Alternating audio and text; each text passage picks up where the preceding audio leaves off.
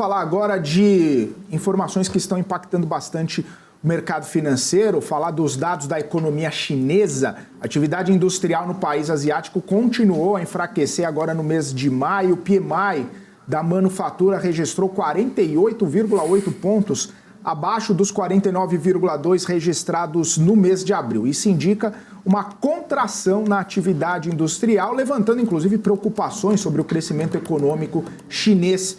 Os subíndices do PMI também mostraram contração na produção, novos pedidos, também estoques de matérias-primas, sugerindo aí uma demanda mais fraca, tanto para exportações quanto para os investimentos. O PMI de serviços acabou também registrando uma queda, embora permanecendo aí em território de expansão, que fica ali acima dos 50 pontos. Esses dados refletem uma recuperação econômica mais lenta da China. Inclusive, a gente tem um gráfico para trazer aqui para vocês, explicando um pouquinho melhor esse PMI, né? O gráfico que vai aparecer aí na tela de vocês, a gente percebe muito bem, né, essa desaceleração, né, da economia chinesa. Bom, a gente não tem outro gráfico, a gente vai passar para frente. Esse gráfico mesmo que está na tela, a gente vê as linhas, né, o PMI da manufatura ali em azul, PMI da manufatura em azul, bastante diferente, né? A gente vê ali toda essa movimentação do PMI da manufatura, mostrando essa desaceleração. A gente vê aquela linha de 50 pontos, né? Mostrando tudo que está para cima é aceleração, expansão, tudo que está para baixo é contração. A gente vê um pico bastante forte ali em 2020, né, das duas linhas, tanto a vermelha quanto a azul. A vermelha é o PMI oficial da China e a linha azul é a linha apenas, né, da manufatura, que é essa que está mais em contração, né? A linha vermelha agora está um pouquinho mais, né, perto ali da linha de 50 pontos, mostrando talvez uma expansão. Mas a gente percebe, né, que tem essa linha azul mais para baixo dos 50 pontos, mostrando inclusive essa desaceleração. Depois do Covid, a gente viu que deu um grande pico, né, chegando quase a 60 pontos ali, e aí depois vem caindo o PMI, né, a atividade industrial chinesa. Isso acaba trazendo bastante consequência, viu, Paula, em vários setores da economia, não só da China, mas também mundial, também toda essa possibilidade de desaceleração.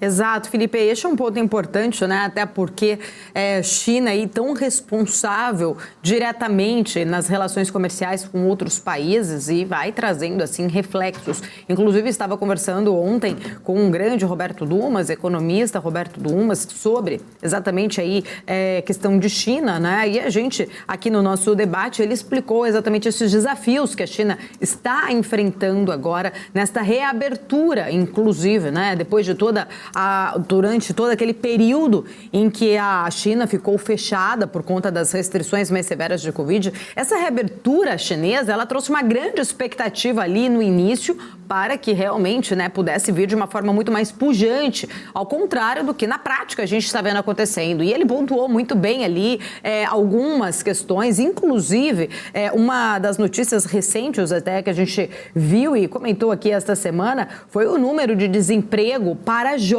chinesas, né? Um número muito alto, por sinal. A China tem tentado trazer algum tipo de estímulos mais para a questão também do consumo e que isso, de alguma forma, consiga fazer aí, né, um andamento maior em relação às suas indústrias. A gente percebeu uma mudança comportamental, inclusive, dos chineses que estão ali segurando mais, poupando mais, consumindo menos, inclusive principalmente, né, por fato ali de uma preocupação, né, que ora possa vir a acontecer ou não novas medidas mais restritivas, apesar de no momento não ter nenhum tipo dessa sinalização. Mas o comportamento chinês mudou e isso a gente percebe justamente ali no gráfico. É claro, né, há muitos críticos em relação à China que trazem também visões de que a China costuma se fazer exatamente esse tipo de movimento como uma forma, às vezes, até de regular preço.